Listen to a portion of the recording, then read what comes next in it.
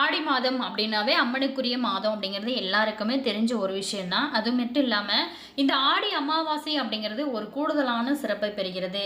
இதில் இந்த ஆடி அமாவாசை இன்னைக்கே பாருங்கள் சூரிய கிரகணமானது ஏற்படுது. இந்த அமாவாசை வரக்கூடிய இந்த நாளில் சூரிய கிரகணம் ஏற்படக்கூடிய இந்த முக்கியமான நாளில் மறந்தும் கூட இந்த விஷயங்களை செஞ்சிடாதீங்க. அது என்ன அப்படிங்கிறதையும் மேலுமே இந்த சூரிய கிரகணத்தோட சிறப்பையும் இது எங்கெல்லாம் இந்த சூரிய கிரகணமானது தெரியும், எந்த நேரம் தேதி, இதில் நம்ம இந்த நாளில் இந்த அமாவாசை நாளில் சூரிய கிரகணம் ஏற்படும் போது நம்ம முன்னோர்களுக்கு தர்ப்பணம் கொடுக்கலாமா அல்லது கொடுக்கக்கூடாதா, கொடுக்கும்போது எந்த முறைகளை பின்பற்ற வேணும், இது பல டவுட்டு நிறைய பேருக்கு இருக்கும். அதற்கு எல்லாமே ஒரு விரிவான தகவலை தான் இந்த வீடியோ மூலமாக நம்ம சொல்ல போகிறோம். வீடியோவை கடைசி வரைக்குமே ஸ்கிப் பண்ணாமல் முழுமையாக பாருங்கள். வீடியோ பிடிச்சிருந்தா மறக்காமல் லைக் பண்ணுங்கள். இது போன்ற பல சுவாரஸ்யமான தகவலை நீங்கள் தொடர்ந்து தெரிஞ்சுக்கணும் அப்படின்னாலும் மறக்காமல் உற்சாகம் டிவி சேனலை சப்ஸ்கிரைப் பண்ணிவிட்டு கூடவே இருக்க பெல் ஐக்கானையும் ப்ரெஸ் பண்ணிட்டு வாங்க வீடியோக்குள்ளே போகலாம். சூரிய கிரகணம் ஜோதிடத்தில் கிரக பயிற்சிகள் மற்றும் சேர்க்கை எந்த அளவுக்கு ரொம்ப முக்கியமாக இருக்கிறதோ அதே அளவுக்கு இந்த கிரகணங்கள் குறித்தும் கூட நம்ம பார்க்கப்படுதோம். அந்த விதத்தில் ஆகஸ்ட் மாதத்தில் இந்த சூரிய கிரகணமானது ஏற்படக்கூடியது. மேலுமே இந்த நாளில் நம்ம என்னெல்லாம் செய்யணும் அப்படிங்கிறத நம்ம விரிவாக பார்க்கலாம். இந்த ஆண்டில் ஏற்கனவே ஒரு சந்திர கிரகணமும் சூரிய கிரகணமும் நடந்து முடிந்த நிலையில் ஒரு ஆகஸ்ட் மாதத்தில் 12ஆம் தேதியானது சூரிய கிரகணமானது தொடர்ந்து வருகிறது. குறிப்பாக இந்த சூரிய கிரகணம் ஆடி அமாவாசை நாளில் ஏற்படுவது அப்படிங்கிறது ஒரு சிறப்பான விஷயம். மேலுமே இது எங்கெல்லாம் பார்க்கலாம் போன்ற விஷயங்களை எல்லாமே நம்ம விரிவாக இந்த வீடியோ மூலமாக பார்க்கலாம். 2026ஆம் ஆண்டோட 2வது சூரிய கிரகணம் ஆகஸ்ட் 12ஆம் தேதி புதன்கிழமை ஆடி அமாவாசை இன்னைக்கு நிகழ இருக்கு. பொதுவாக ஜோதிடத்தில் அமாவாசை மற்றும் பௌர்ணமி தினம் அப்படிங்கிறது ரொம்ப முக்கியமானதாக பார்க்கப்படுது. அதுவும் இந்த ஆடி அமாவாசை அப்படிங்கிறது ரொம்ப கூடுதலாக சிறப்பு பெறுது. இந்த அமாவாசை தினத்தில் முன்னோர்களுக்கு தர்ப்பணம் திதி கொடுக்க வழிபாடு செய்வதற்கு ஏற்ற ஒரு காலகட்டம் அப்படின்னு சொல்லலாம். மேலுமே இந்த விதத்தில் முன்னோர்களுக்கு தர்ப்பணம் செய்யும் நாளாக கருதப்படக்கூடிய இந்த ஆடி அமாவாசை இந்த ஆண்டு ஆகஸ்ட் 12ஆம் தேதியானது வருகிறது. இந்த நாளில் கடகராசியில் சூரியன் சந்திரனோட சேர்க்கை நடக்க இருக்கு. சூரியன் சந்திரன் பூமி ஆகியவை எல்லாமே ஒரே நேர்கோட்டில் வரும்போது தான் சூரியனை சந்திரன் மறைக்கிறதுனால சூரிய கிரகணம் அப்படிங்கிறது ஏற்படுது. இந்திய நேரத்தின்படி நம்ம எந்த நேரத்தில் இந்த சூரிய கிரகணத்தை பார்க்க முடியும், இது நமக்கு இந்தியாவுக்கு தெரியுமா தெரியாதா அப்படிங்கிற பல டவுட் இருக்கும். அது எல்லாமே நம்ம விரிவாக பார்க்கலாம். கடைசி வரைக்குமே ஸ்கிப் பண்ணாமல் முழுமையாக பாருங்கள். நீங்கள் இன்னும் உற்சாகம் டிவி சேனலை சப்ஸ்கிரைப் பண்ணாமல் இருந்தீங்களா சப்ஸ்கிரைப் பண்ணிவிட்டு கூடவே இருக்க பெல் ஐக்கானையும் ப்ரெஸ் பண்ணிட்டு வாங்க வீடியோக்குள்ளே போகலாம். உங்களுக்கு ஜோதிட ரீதியாக ஏதாவது சந்தேகங்கள் இருக்குது அல்லது உங்களுடைய வாழ்க்கையில் நீங்கள் சந்திக்கக்கூடிய பிரச்சனைகளுக்கு ஏதாவது தீர்வு வேணும் அப்படின்னு நினச்சிங்களா இந்த வீடியோவுக்கும் கீழே பாருங்கள். டிஸ்கிரிப்ஷனில் ஜோதிடரோட வாட்ஸ்அப் நம்பர் கொடுத்துருக்கேன். வேணும் அப்படிங்கிறவங்க கால் பண்ணி பேசி வாங்கிக்கோங்க. மேலுமே உங்களுடைய பிரச்சனைகளுக்கு நல்ல ஒரு தீர்வாகவும் நல்ல ஒரு பரிகாரமாகவும் இருக்கும். சரி, வாங்க நம்ம இப்போ வீடியோக்குள்ளே போகலாம். இந்த கிரகணமானது மாபெரும் மாற்றத்தை ஏற்படுத்துமா, இது என்ன மாதிரியான ஒரு தாக்கத்தை ஏற்படுத்தும் அப்படிங்கிறத பார்க்க போகிறோம்.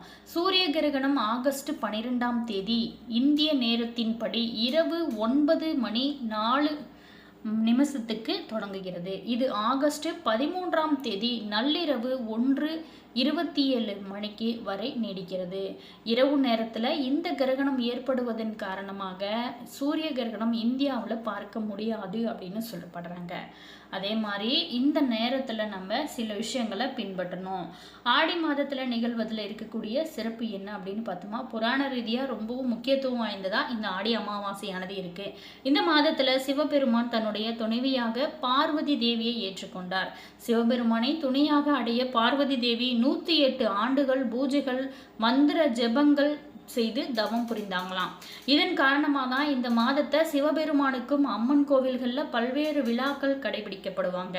இந்த அற்புத நாளில் உண்மையான மனதோட சிவபெருமானை வழிபாடு செய்வதனால உங்களுடைய அனைத்து விருப்பங்களுமே அப்படியே நிறைவேறும்.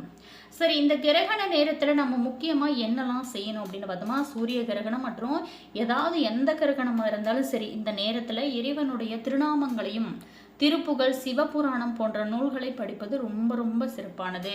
இது எல்லாமே நல்ல பலன்களை கொடுக்கும். இந்த கிரகணம் நாளில் அமாவாசை நாளில் முன்னோர்களோட அமைதிக்காகவும் பௌர்ணமி தினத்தில் தான தர்மங்களை செய்வதும் கூடுதலான ஒரு சிறப்பை பெறுகிறது. சூரிய கிரகணத்தன்னைக்கு வரக்கூடிய இந்த அமாவாசை நாளில் மறந்தும் கூட இந்த விஷயங்களை செய்யாதீங்க. அது என்ன அப்படிங்கிறத விரிவாக பார்க்கலாம். ஆண்டில் நடக்கக்கூடிய ரொம்ப முக்கியமான நிகழ்வுகளில் ஒன்று தான் கிரகணம். இது வானியல் நடக்கக்கூடிய ஒரு இயற்கையான நிகழ்வு அப்படின்னா கூட கிரகணம் அப்படிங்கிறது நம்மளுடைய மதத்தில் பொறுத்த வரைக்கும் ரொம்ப முக்கியமானதாக இருக்குது. கிரகண நேரத்தில் கோவில்கள் அனைத்தும் அடைப்பட்டு விடும். அதிலும் இந்த ஆண்டும் நடக்க இருக்கக்கூடிய அந்த சூரிய கிரகணமே வானிலை நிகழ்வு தென்படாத அமாவாசை நாளில் நிகழ இருக்கு. ஸோ இது பல்வேறான நாடுகளில் தெரிவதாக சொல்லப்படுறாங்க. சூரிய கிரகணம் நிகழக்கூடிய நேரத்தில் பூமியில் இருள் சூழ்ந்து பலவிதமான மாற்றங்கள் ஏற்படலாம் அப்படின்னா கூட இது முழு நீள, அதாவது சூரிய கிரகணம் அப்படின்னாலும் வெளிநாடுகளில் பள்ளிகளுக்கு விடுமுறை, தீவிர பாதுகாப்பு ஏற்பாடுகள் இது எல்லாமே செய்யப்படுவாங்க. கிரகண நேரத்தில் சில விஷயங்களை கண்டிப்பாக தவிர்க்க வேணும் அப்படின்னு சொல்லப்படுறாங்க. இதனால் என்ன பாதிப்புகள் ஏற்படும் அப்படிங்கிறத ஜோதிட சாஸ்திரங்களுமே சொல்லப்படுது. சூரிய கிரகணத்தோடு சேர்ந்து வரக்கூடிய இந்த அமாவாசை நாளில் நீண்ட சூரிய கிரகணம், அதாவது இந்த மாதத்தில் வரக்கூடிய நாளில் ரொம்ப முக்கியமானது இந்த ஆடி அமாவாசை. முன்னோர்களோட வழிபாட்டிற்குரிய இந்த அமாவாசை இன்னைக்கு சூரிய கிரகணமும் நிகழ இருக்கிறதுனால இது கூடுதலான ஒரு சிறப்பை பெறுகிறது. கிரகணத்தின் விதிகள், அதாவது சூரியனுக்கும் பூமிக்கும் இடையே சந்திரனை கடந்து செல்லக்கூடிய அந்த நிகழ்வுன சூரிய கிரகணம் அப்படின்னு சொல்கிறோம். இதன் காரணமாக பூமியில் சூரியனோட கதிர்கள் படுவது தடைபடுவதனால பூமியில் இருள் சூழ்ந்து போன்ற தோற்ற நிலையானது ஏற்படுமா. இந்த சூரிய கிரகணத்தை இந்தியாவில் காண முடியாது அப்படின்னு சொல்லப்படுறாங்க. அதே மாதிரி இந்த சூரிய கிரகணத்தன்னைக்கு நம்ம என்ன செய்யலாம், அதாவது அமாவாசை வரதுனால முன்னோர்களுக்கு தர்ப்பணம் கொடுக்கலாமா வேண்டாமா அப்படிங்கிறது பல பேருக்குமே டவுட் இருக்கும். அதற்கு எல்லாமே நம்ம விரிவாக ஒரு தகவலை பார்க்க போகிறோம். அதாவது பிரதமை முதல் அமாவாசை வரைக்கும் திதிகள் 15. இதில் அமாவாசை திதி அப்படிங்கிறது ரொம்ப ரொம்ப முக்கியமான ஒரு நாளாக இருக்குது. அதே மாதிரி நவகிரகங்களோட இயக்கமே உலகம் அப்படிங்கிறத நம்மளோட கண்ணிற்கு தென்படும் அளவு சூரியன் மற்றும் சந்திரனோட ஒளியை கொண்டு உணர முடியும். இவங்களோட ஒளியை ராகு அல்லது கேது மறைப்பது தான் கிரகணம் அப்படின்னு சொல்கிறோம். அதாவது சூரிய கிரகணம் அமாவாசை நாளிலும் சந்திர கிரகணம் பௌர்ணமி என்னைக்கும் நிகழும். சூரியனை ராகு மறைக்கும் போது ராகு கிரகஸ்த சூரிய கிரகணமானது ஏற்படும். கேது சூரியனை மறைக்கும் போது கேது கிரகஸ்த சூரிய கிரகணம், அதாவது சந்திர கிரகணமானது ஏற்படும். சூரிய கிரகணத்தின் போது சந்திரனோட நிழல் ஒரு பகுதி சூரியனை மட்டுமே மறைச்சா அது ஒரு பகுதியை சூரிய கிரகணம் அப்படின்னு சொல்கிறோம். மேலுமே சந்திரன் முழுமையாக சூரியனை மறைச்சா அது முழு சூரிய கிரகணம். சந்திரனோட நிழல் சூரியனோட வட்டத்துக்குள்ள விழுந்து சூரியனோட விளிம்பு பகுதி, அதாவது சுற்றி நெருப்பு வளையம் தென்படும். சூரியனோட அந்த நடுப்பகுதி கருப்பாக காட்சி தரும். கிரகணம் தெரியும் பகுதிகளில் வெளிச்சம் குறைந்து மாலை பொழுது போன்ற உணர்வை கொடுப்பது கங்கண சூரிய கிரகணம் அப்படின்னு சொல்லுவாங்க. நிகழக்கூடிய இந்த அற்புதம் வாய்ந்த இந்த நாளில் பிரதமை முதல், அதாவது அமாவாசை வரைக்கும் இருக்கக்கூடிய திதிகள் 15. இதில் அமாவாசை திதி அப்படிங்கிறது ரொம்ப ரொம்ப முக்கியமானது. அன்று சூரியனும் சந்திரனும் ஒன்றாக இணைவதனால பூமிக்கு ஒரு காந்த சக்தியானது ஏற்படுமா. மற்ற திதிகளில் ஏதாவது ஒன்று 2 கிரகம் திதி, அதாவது சூன்யம் அடையுமா. ஆனால் அமாவாசை இன்னைக்கு எந்த கிரகமும் சூன்யம் அடையாதான். இதனால் அமாவாசை இன்னைக்கு சில செயல்களை தொடங்கினா அது வெற்றி பெறாது அப்படின்னு சொல்லப்படுறாங்க. அதாவது முன்னோர்களோட ஆசி நமக்கு கண்டிப்பாக கிடைக்கும். அமாவாசை இன்னைக்கு சூரிய கலையும் சந்திர கலையும் சேர்வதனால நெற்றிக்கண் பலப்படுவதனால அமாவாசை இன்னைக்கு மந்திர ஜபம் ஆனது செய்கிறது ரொம்ப நல்லது.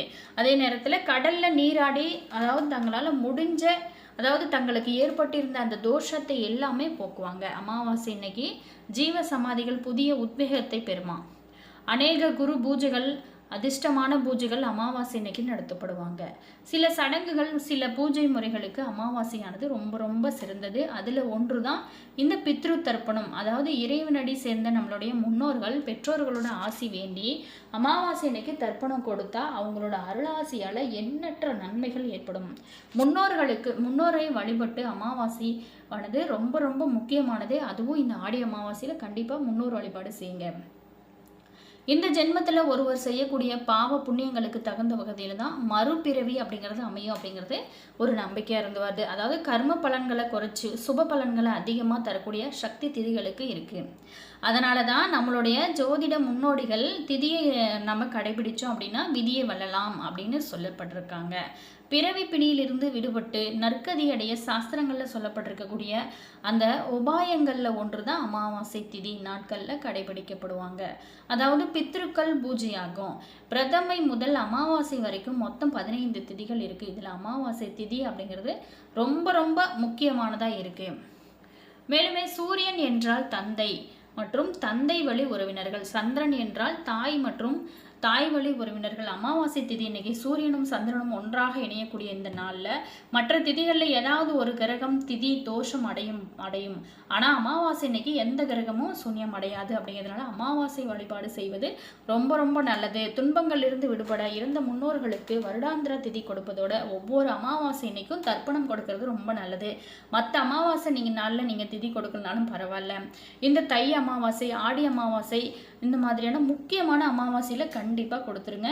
கால சூழல் காரணமாக திதி கொடுக்க முடியாத நிலையில் இருக்கிறவங்க கூட கண்டிப்பாக இந்த அமாவாசை 12ஆம் தேதி, ஆகஸ்ட் 12ஆம் தேதி வரக்கூடிய இந்த ஆடி அமாவாசையில் மிஸ் பண்ணிடாதீங்க. அமாவாசை அப்படிங்கிறது ரொம்ப ரொம்ப முக்கியமான ஒரு அமாவாசையாக இருக்குது. மகளாய அமாவாசை, தை அமாவாசை, ஆடி அமாவாசை, இது 3 அமாவாசையும் ரொம்ப முக்கியமானதாக இருக்குது. கண்டிப்பாக தர்ப்பணம் கொடுக்கணும். அதாவது மற்ற மாதத்தில் கொடுக்கலனா கூட இந்த மாதத்தில் கொடுக்க. அதே மாதிரி அவங்கள நாம் நினைவில் வைத்திருக்கிறோம். அதாவது ஆடி முதல் மார்கழி முடிய இருக்கக்கூடிய இந்த காலத்தில் முன்னோர்களுக்கான அந்த பித்ருக்கள் நம்மளோட உறவுகளை பார்ப்பதற்காக இந்த பூலோகத்திற்கு வருவாங்க. எனவே அவங்கள நாம் நினைவில் வைத்துக்கொள்கிறோம் அப்படிங்கிறத தெரிவிப்பது போல் அவங்க பூமிக்கு வந்து சேரக்கூடிய அந்த நாளை தான் மகளாய அமாவாசை அப்படின்னு சொல்கிறோம். இந்த நாள்லையுமே கண்டிப்பாக திதி கொடுக்கறது ரொம்ப நல்லது.